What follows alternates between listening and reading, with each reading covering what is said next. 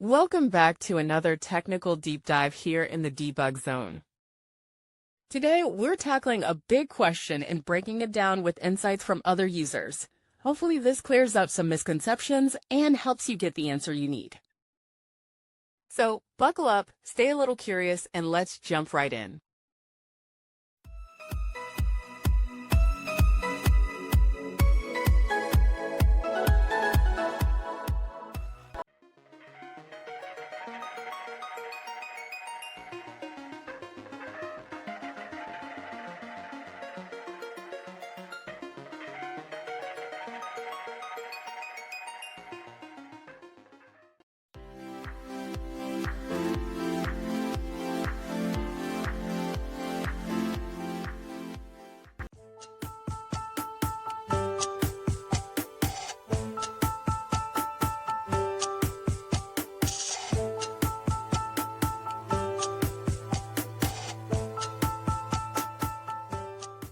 And that's a wrap.